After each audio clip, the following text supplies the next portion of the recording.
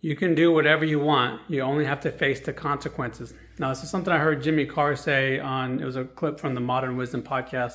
I think that's what it's called with Chris Williamson.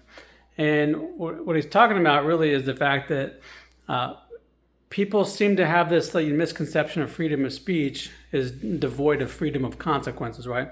But that's not the case. You can say whatever you want. You can do whatever you want. You just have to face the consequences.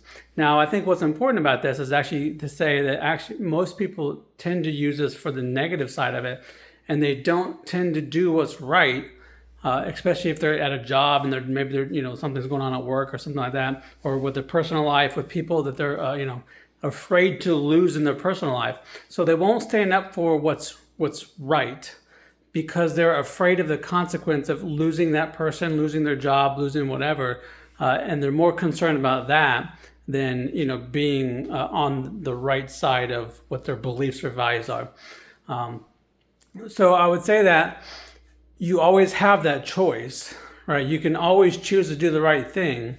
You do have to face the consequence, but that doesn't necessarily mean it's always going to end poorly, right? Like, yes, you may lose your job, you may lose that relationship, whatever it is, by doing the right thing, standing up and standing for the right, side of your morals and values. That doesn't necessarily mean that long term it's going to be the worst thing, that you've ever gone through. It may suck short term, but the long term, it typically ends up better for you because now you're in a position where you're actually aligned with your morals and values. So again, you can do what you want, you just have to face the consequences.